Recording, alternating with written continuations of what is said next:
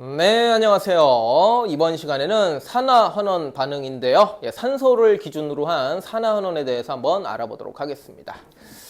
우리가 이제 산화니 환원이니 이제 이런 말을 쓰게 되는데요. 산화환원 정의가 있습니다. 그래서 정의를 좀 먼저 쓰고 시작하도록 하겠습니다. 우리가 이제 산소를 기준으로 산화된다 또는 뭐 산화 반응인다라고 하는 것은 뭐냐면은요.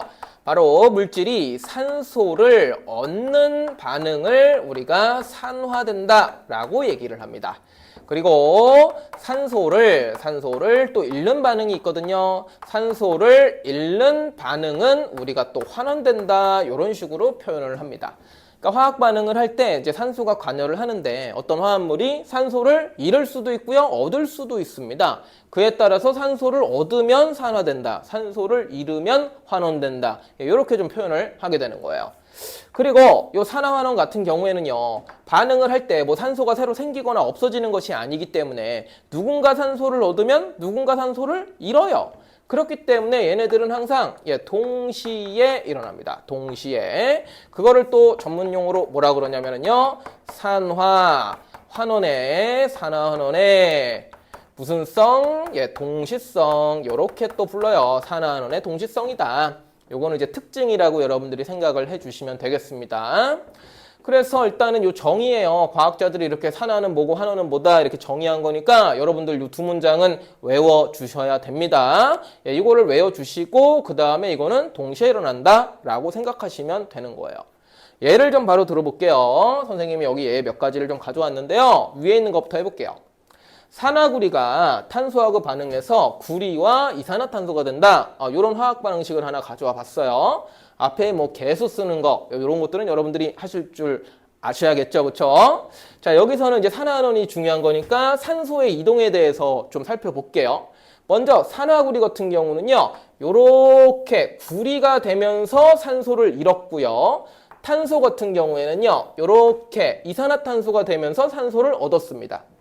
다시 한번 볼게요. 산화구리가 구리가 됐는데 이 과정에서는 여기 있는 산소가 없어졌잖아요. 그렇죠? 그래서 우리는 산화구리가 산소를 잃으면서 구리가 됐다. 그렇게 얘기해요. 근데 산소를 잃었어요. 산소를 잃는 건 뭐라 그래요? 환원됐다. 이렇게 표현하죠. 그래서 산화구리가 환원됐다. 이렇게 이제 표시를 하고요.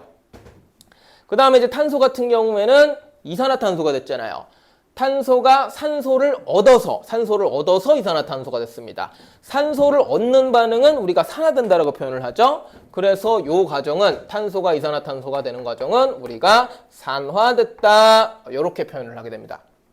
그래서 이렇게 여기 화학식에다가 이제 머리에다가 이렇게 화살표들 이렇게 쭉쭉 해가지고 누가 산화되고 누가 환원됐는지 이런 거 체크하는 게 여러분들이 이번 파트에서 하실 줄 알아야 되는 내용이 되겠습니다. 그래서 예시 조금 이따 해보고요. 그 다음 이제 부수적으로 또 표현하는 것 중에 산화제니 환원제니 그런 표현을 좀 쓰게 되거든요. 그래서 그것도 좀 챙겨갈게요. 자, 산화제라는 또 표현을 보실 거예요. 그 다음에 환원제 이런 말을 또 보실 거예요.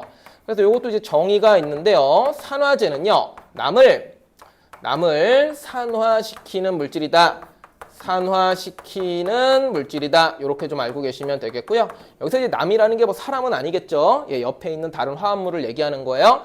다른 놈을 산화시키는 물질을 산화제라고 부르고요. 또 반대로 남을 환원시킨다.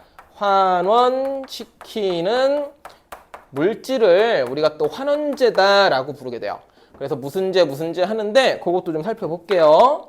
자, 여기 예시에서 보시면은요, 산화구리 볼게요. 산화구리는요, 자신은 환원이 됐죠. 자신은 환원이 됐지만, 이렇게 또 얘기를 할 수 있어요. 산화구리가 탄소를 산화시켰다. 이렇게 얘기할 수 있거든요. 산화구리가 탄소를 산화시켰다. 산화구리가 남을 산화시켰다. 그럼 우리는 얘를 뭐라고 부른다? 산화제다. 이렇게 또 표시를 합니다. 좀 어려울 수 있죠.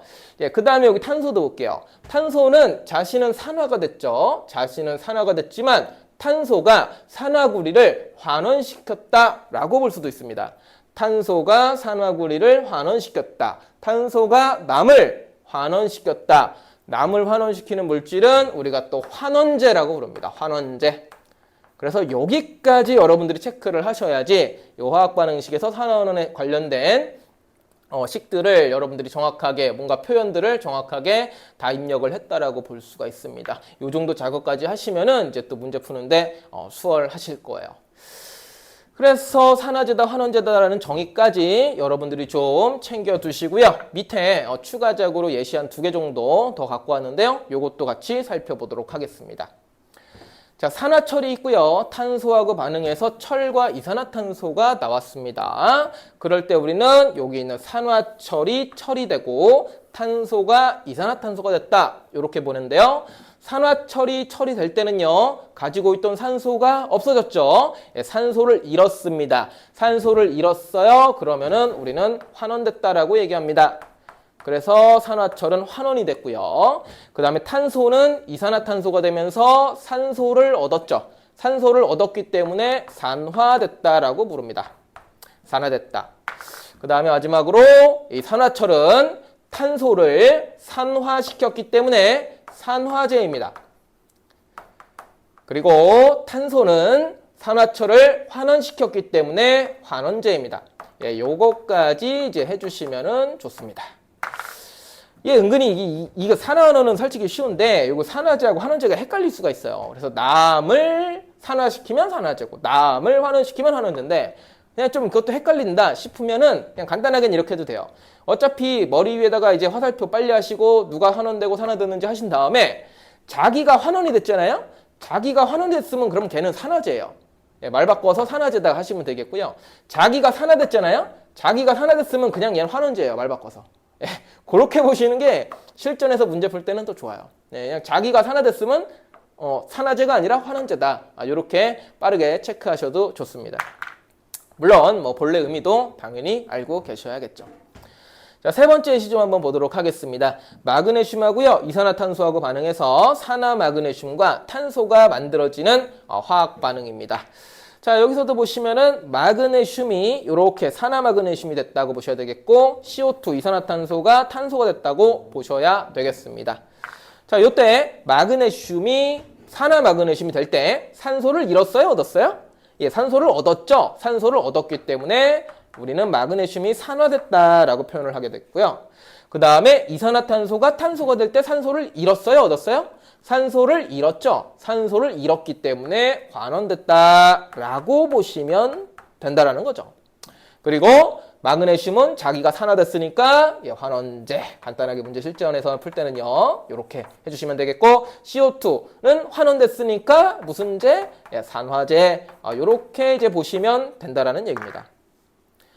화살표는 뭐 굳이 꼭 위로 할 필요 없고요. 뭐 밑으로 하셔도 위로 하셔도 뭐 위아래로 하셔도 상관은 없습니다. 뭐 둥글게 하든 네모나게 하든 상관이 없어요. 화살표는 편하신 대로 해주시고요.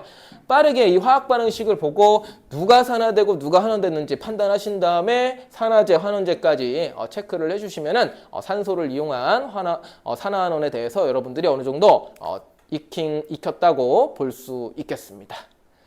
예시 뭐 일부분인데 좀 더 예시해가지고 또 추가 영상 올리도록 하겠습니다. 이번 수업은 여기까지 하도록 하죠.